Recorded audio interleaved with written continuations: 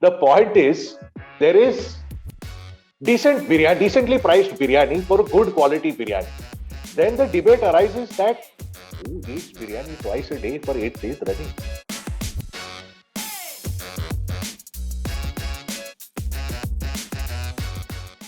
From the world's weirdest, most pointless raid to the world's coolest dictator to probably the bizarrest case ever heard in court to also arguably the most expensive biryani in the world, somehow we've got it all in this episode of So Far So Good. We are Jaggu and Tarana. We will begin with Jaggu's favorite topic, food. So it's actually interesting. It's biryani, which is one of my most favorite foods. I cannot argue. But somehow the international cricketing establishment is involved in the biryani situation. So look, this has to do with New Zealand pulling out of the series that they were going to play in Pakistan. They were there for ODIs and T20s. Last minute before the first match only, they said, "Look, there is a security threat that our government has announced, so we have to go." So there is a lot of tutu meme going on over there. How can you leave at the last minute? They're saying players are more important than the game itself. All of that is going on. The point is that the Pakistani cricket board has obviously taken quite a bit of a hit, right? Because not only is the tournament with New Zealand not happening, the English cricket team is also pulled out. So, sponsorships, all of that down the tube. So all of that is being discussed, and suddenly there comes about a 27 lakh rupee biryani bill. Wait. We've done the math, so it does kind of make sense. It does. It does. Based on the numbers that we have and that we've seen, here's how it works. There is a 27 lakh biryani bill. This was the biryani that was used to feed the security that was there. Now, of course, there was going to be tight security. New Zealand was coming after so many years, almost 2 decades. They wanted to be very careful. So there were 500 police officers, 505 as a matter of fact, 5 very senior and 500 others. The army was involved, private security agencies were involved. Both the bill, private security agency ka bill, wo to alag hi hai. Okay, this is just the biryani bill for the security officers, 505 of them. Now, New Zealand was there for 8 days before they left, before their first match. Okay, so 27 lakhs divided by 505, further divided by 16, because the biryani was being fed to them for lunch and for dinner. So 8 days, 2 meals, 16. Works out to about 334 rupees. Yes. Now the debate is that a worthwhile price for a plate of biryani? I'm going to say yes, it is. Okay? Is it? It's not, shouldn't be some random 50 rupee biryani. It should be proper biryani. 50 rupee biryani is usually kawa biryani. So if it's, well, let's not say that. Anyway, the point is there is decently priced biryani for a good quality biryani. Then the debate arises that who eats biryani twice a day for 8 days running? Correct. Imagine the wastage. Now these questions wouldn't have come up if New Zealand had just stayed put and played the matches. Yes. But no. Now that they've gone and the Pakistan Cricket Board is doing like this and saying, oh, bapre, kitna nuksan ho gaya and how much we have lost, the 27 lakhs worth of biryani is definitely khatkawing. And what we're imagining is right now, some heads are rolling because they're unable to answer the question, रोज बिरयानी क्यों मंगाई, पराठे मंगा लेते. हाँ, बिल्कुल right. 4 भी पराठे अगर वो लोग खा लेते तो शायद 50 रुपए के पराठे, even if it is the best paratha in the world with like ghee and butter and everything, 50 रुपए के 200 रुपए में हो जाता तुम्हारा काम. लेकिन नहीं, आप लोगों ने रोज बिरयानी मंगवा दी थी and ऐसे थोड़ी ना होता है. So anyway, we are terribly amused by what seems to be the most expensive biryani in the world, but I do sort of feel bad for the Pakistan cricket team and the people there, because पिछले साल without being vaccinated, Pakistan very dutifully went to England and went abroad to play the matches that they were supposed to. Yeah. And now when it came to New Zealand and England sort of coming into Pakistan to play the matches, they have said, I think the English team has said mental health of our players. Oh, okay. So it's not even a security issue, because if they would have said security, then PCB would have said, hello, we are keeping our security people ekdam happy with biryani daily. Bilkul. They will support you with their lives, I say. Full protection will happen. Anyway, from 27 lakhs worth of biryani. By the way, do you like biryani? And if you do you like aloo in your biryani or not? We would like to know in the comments. Please let us know. And also, while you're at it, like the video, subscribe if you haven't subscribed already, turn that bell icon on, and please share with like-minded people. We'd really like this tribe to increase. Bilkul. Moving on, Jaggu. From Yes, 27 moving on. lakhs, from 27 lakhs to 15,000 rupees. That too over a period of 5 years. 5 years, yeah. Well, Okay. well, it comes from dedication. It's not about the money this time. It comes from dheetpan. It comes from being doggedness. Stubborn. Yes, from stubbornness.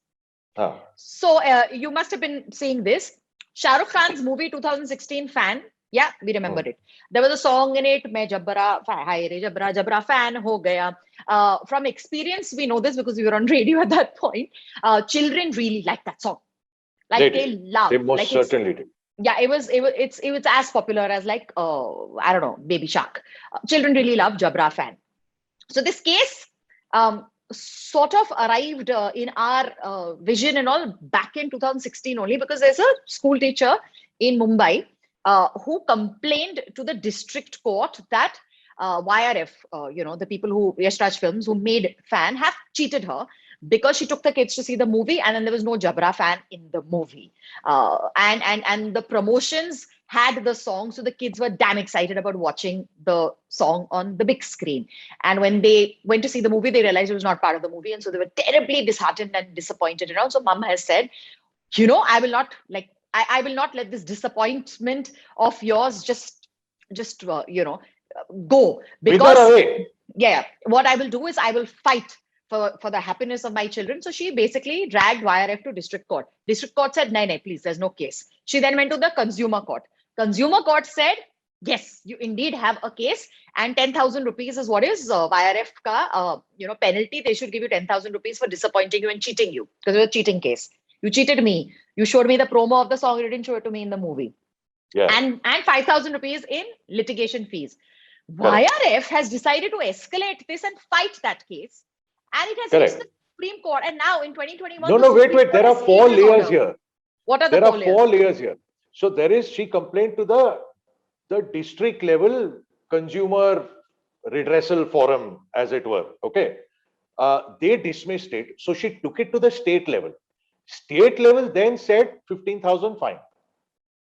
Then YRF appealed and took it to the national level, which has agreed with the state level judgment. Then they have gone to the Supreme Court and said, see what they're doing. Supreme Court has now stayed the national level consumer issue redressal forum ka fine. So when the Supreme Court has said, okay, it's stayed, it means the previous judgments are no longer applicable. New judgment we will give. And then that has to be followed. But right now we're staying the matter. Abhi matter is not resolved. I'm wondering if the 2 justices who heard this case were firstly bewildered by ye hamare court mein kaise aaya case. And now that they have stayed the case, have they taken that file and put it right at the bottom I would suspect all other pending matters? Correct. In the year 2035, we will eventually know what happened with this particular situation, because it is not of national priority. Actually, but it did reach. But it reached the Supreme Court. And is it cheating? It is a little bit, but it's the equivalent of, when you see the trailer of a movie and it looks like a really awesome, like fast action film, and then it's not. And you see, apparently with Shah Rukh Khan, there was also a movie called Kaal, where he was in Is Kaal Kaal Mein Hum Tum Kare Dhamal. That was like the promotional song. He was not in the movie. It was Vivek Oberoi in the movie. And at that point also people were very upset. Oh. So I have a feeling this level of like hurt and disappointment only comes from Shah Rukh Khan fans. This is true. But so you see why Yash Raj Films has to fight this situation, right? They can't pay the fine. It's 15,000 rupees. Yeah, they can say, "Arey, pay the fine, get rid of this. This is a bit of an issue. Yeah. Why are we dealing with it?" But it is a matter of, but we are right. You can't go around saying, we're saying this is a promotional song. We have said in many interviews and in the press. In the press, yeah. This is a promotion. This is not meant. You didn't see it is not our problem, which is a fair enough stand. The point is that if they don't fight this and they just pay it, paying the fine means accepting that this is a problem. It opens them up to God knows what else, along with the rest of Bollywood production houses. And there are many YRI films that have like disappointed a lot of us, and all we've said is, oh, okay, fine, 300 rupees down the drain. But full like big claps and all to the lady who's fighting because her children were disappointed. Never anger a mother. That is a lesson we are learning from this. Never. Absolutely right. By If the you way, have issues with any movies recently, you please let us know. Write in the comments. If you have a point where you reached that, it's like, oh, chalo, theek hai, ticket ke paise gaye. If you moved beyond that and said, I want to sue someone, we want to know which picture it is that you're talking about. You tell us in the comments. While you're at it, also like, share, subscribe, click on bell icon. You'll know when we're coming up next. Notifications aayenge. All of that do in the comments. We are now going to move on to Tamil Nadu. Okay, in Tamil Nadu, there is an ex-minister. So he's not like the minister right now, but he is AIADMK political party. Ex-minister he's been. And he has recently been raided by the Directorate of Vigilance and Anti-Corruption, or DVAC. Okay, they were being very vigilant. Typically, they sweep in when they see disproportionate assets. And if a person is a minister or someone in politics, it is of national interest. Like, how did this person suddenly make so much money? So they conducted raids at 35 premises linked to former Tamil Nadu Minister K.C. Veeramani. Okay. So it involved like some residences of his in Bangalore as well as in Chennai, people associated with him, his business partners, whatever.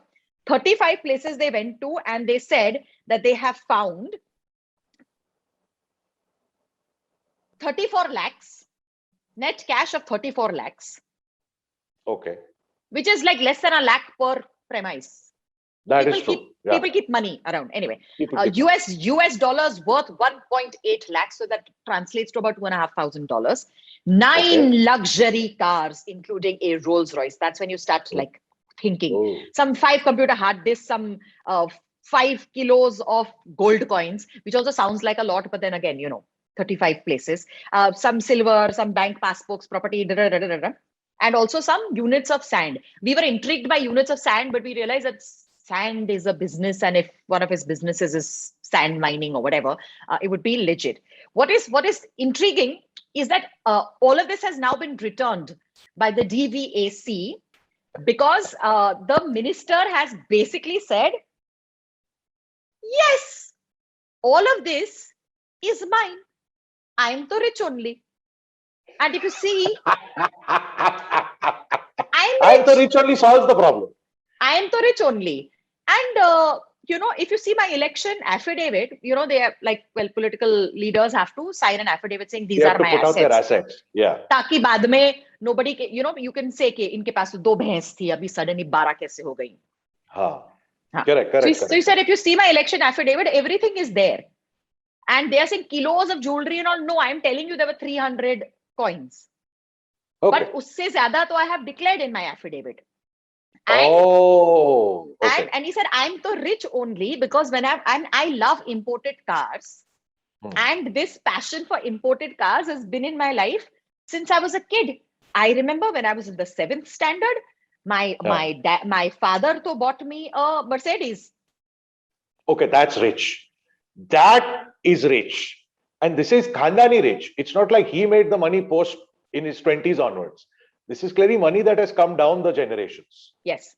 I want to know how much you think he scored in the 7th standard for daddy to buy him a Mercedes Benz. Yeah, I think that's pretty cool. Yeah, he must be. Let's assume he's a good student. Let's assume he's a 90% or plus. Like us lot, we had to pass in the exams to get a cycle. Correct. I remember my dad once offered me 10,000 in writing. He offered me 10,000 rupees if I got a first class in one particular year. I forget which one it was. I was, one of the later years in school. I didn't make it. You didn't make it. I didn't get the 10. Did you argue with him and say, but I almost reached this, so at least give me half? Okay, no, look, at that point, I had estimated I would get a first class and I didn't. The report card speaks for itself. At that point, there was no point arguing it. Okay. At that point, it was a good time to just quietly sneak into the house and find a hiding place. So, that was fun. if this minister has got himself a, I don't know, Mercedes Benz in the 7th standard, he must be a clever soul. He has also pointed out that uh, my family is rich, I am rich, we have many businesses, 10,000 people work for us, and my wife is rich. Wife is also rich. Okay, he married also well. We are all rich. And that Rolls Royce that you're talking about, 40 saal purani gaadi, it is 40 years old and it is only worth like 5 lakhs or something. That can't be right. Maybe it's in really bad Rolls condition. Royce, however old, yeah. But, maybe it doesn't have wheels, Jagu. Oh, of course. But I would take the risk and say it's worth more than that. Yeah, but I think these vigilant officers and all who went to 35 places across 2-3 cities, it must be really bothering them to have to return back everything. and clearly the intel was off, and whoever had said isko raid karo must be in deep trouble right now. At this point, Sonu Sood is probably reading this story and saying, how did this guy swing this? How did this happen? Sonu Sood, poor fellow, is in random trouble with the income tax people, but that's a separate story. So yes, this guy just has a lot of money. He has declared all of it, and they put together. Look, if you're going to raid 35 premises, you want to do it all at one time. You can't say we'll do 10 this week and 10 next week and all of that. No, it happens simultaneously. You're talking hundreds of people, massive logistics and massive costs. All of this, during all of this, nobody chose to read his IT file or his or perhaps a little Googling would have helped. Yeah, little absolutely. Googling would have established that he's been very, very rich for very, very long. But and also declared it. Well, it brings us to a question for you. In the 7th standard, were you bribed by your parents? With the promise of, I don't know what. Let us know what cycle, you were bribed with. Watch. To study and do well in the exams, what were you bribed with by your parents? We want to know in the comments. Tell us in the comments. While you're at it, of course, like, subscribe. If you like what you're hearing and you know like-minded people who will also enjoy it, please do the sharing, hit the bell icon. You'll get notifications. But importantly, you must comment. You must. You must. We love to read your comments. Plus, you are really, really witty and they really make us laugh. So please, Akanksha, especially you, please give us those comments. Okay. We're going to leave you with an international story because on a lot of our timelines, El Salvador's president, El Salvador's president has been trending. Wait, I forget his name, Bukele. Hanji. Okay, he is... Bukele sounds right. President Bukele. Nayib Bukele. Okay, El Salvador's president, Nayib Bukele, has been trending because he's an avid Twitter user, and in his Twitter bio, there's a description of who you are and all. He has written, the world's coolest dictator. Is he a dictator? Was he officially elected? What is the story there? He was officially elected in 2019. He was officially elected, yeah. Okay, yeah, correct, so 2 years ago, he won an election and he came on the platform of, I will erase and eradicate corruption and all of that. And people believed in him. But since he's come into power, he has replaced people in the judiciary and the executive with, his people. They've repealed a law that existed in El Salvador, which was you can't win 2 consecutive terms. So if you're president this term, next term, you can't stand for election. So that little caveat has been removed. That rule has been removed. He's got his own people into the judiciary and figured it out for himself. So he could... And he's going the Putin way. From now, he could stand for election. So far, he has not said, I will stand for election. But anyway, in all of this, he is apparently obsessed with Bitcoin. And El Salvador, by the way, in case you're wondering, ये El Salvador hai kidhar? Central America mein. Apna North America, South America, बीच में वो जो छोटे-छोटे countries and islands है, उधर, Caribbean के बाजू में. So, El Salvador has become the very first country in the whole world to say Bitcoin is legal tender. And here's the thing. That is why El Salvador is in the news. Because it's one thing to get, by the way, what El Salvador does use, and they've been using for the last 20 years, is that the US dollar is their official currency. Okay, which is fine to run with, but you must understand, therefore, that means El Salvador cannot print its own currency to spend money. They actually have to borrow US dollars. For them to borrow, somebody has to lend them US dollars. Some people might choose not to, international agencies and all of that. So anyway, all those issues are there. He's trying to, he's a big fan of Bitcoin, it seems. And two, he's trying to circumvent this whole process by saying, okay, now Bitcoin is legal tender. Yeah. The issues are as follows. Okay. We're going to try our best to explain this because it's like maddeningly complicated. For one, the whole point of cryptocurrency is that it's meant to not involve governments. It's meant to be a decentralized thing. Suddenly, one government has gotten up and said, "Ye to hamara hi hai. Don't worry about it." Okay. What it seems the game is that when El Salvadorians abroad remit money to their country, to their families over there, they will remit in US dollars. His idea is to keep those US dollars, the physical and dollars, give the physical US dollars, and instead give Bitcoin to the people. And he said there will be no transaction costs or very low transaction costs. No, we will bear it. The government will bear the transaction cost. Correct. You just send the dollars, we will give people Bitcoin. That is the crux of this. Now, what he has done on top of that is a mess. No, so he firstly, like in India, remember overnight the 500 rupee note disappeared.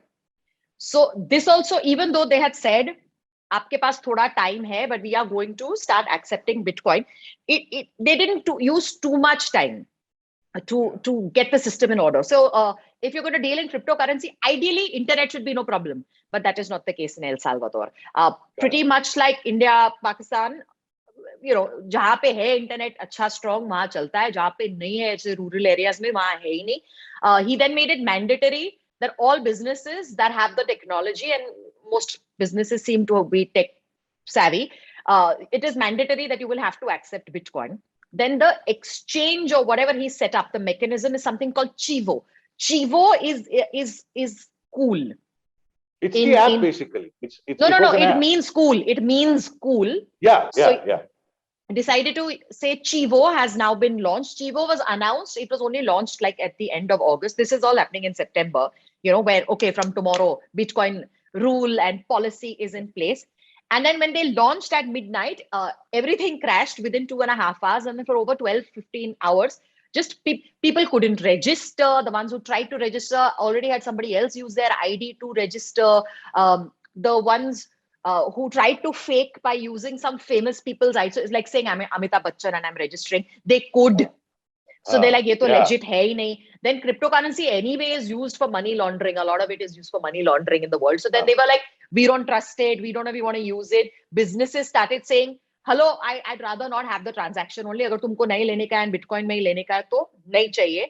And the ATMs that were set up everywhere were not really doing they were not giving you Bitcoin, or they were not giving you dollars in exchange or whatever it is. So then the public, all of last week, has been burning down these ATMs, and they've been wearing these protest t-shirts saying we hate Bitcoin and you, Bukele, are a dictator and you have become a dictator and this is not cool and this and that and all. So hence, he's now trending for, saying I'm the coolest dictator in the world. Now, oddly enough, or just coincident, the Bitcoin price did not help the situation. Because what happened was, as an incentive, they said you log on to the Chivo app, start your account. We will give you $30 worth of Bitcoin. Now, this was around the 7th of September. On a day or two before that, it seems the government, Bukele, ended up buying some 20 million US dollars worth of Bitcoin on the assumption that they will have to do some distribution. The next day, the price fell. So suddenly that $30 that you thought you were getting became $25 because the price of Bitcoin went from somewhere like 52,000 down to like some 46,000 literally in one day. Unfortunately, that was the day of the launch. So that 30 automatically became 25. That also irritated someone. Many people, as it turns out. So many things have gone wrong. That app has been under maintenance ever since it has come out. Every 1 or 2 days, it will go into maintenance. You cannot transact, basically. Even if you want to, it's very difficult to transact. And a lot of people don't want to. And by the way, this whole app and everything, the people behind it are the president's brothers and himself. Correct. Yeah, they are the promoters. They're a private company. So they're not, that whole Right to Information Act and all doesn't apply to them because they're not a government entity, they're a private entity, but the government has put $60 million into that private entity. That is a whole separate story. But I would have never thought, that we could draw parallels between, well, our country and El Salvador, but now we can. You can. Now that we have, anyway, expanded your geographical knowledge and told you about a brand new country and why you should know the name Bukele, please let us know which other dictator in the world you think is cool. Yeah, it's very interesting that he's calling himself the coolest dictator in the world. Because no dictator, ironical and tongue in cheek and all, but no dictator ever says I'm a dictator. Even that Kim Jong Un has supposedly fought election. Yeah, has fought elections. Nobody stands opposite him. But elections are it's a democracy. It's not a dictatorship. But this man has said I'm a dictator. Anyway, do let us know if you know of El Salvador or any other country that you'd like us to know in the comments below. Remember to like this video if you watched it so far. Clearly, you enjoyed our company, so like the video. Please subscribe. Don't miss a single episode. We do a variety of things on So Far So Good. And yes, share with like-minded people. Take care of yourselves. Keep that mask on. Keep COVID at bay and stay happy. We are Jagwant Tarana and we're out of here. Okay, bye. Bye-bye, butterfly.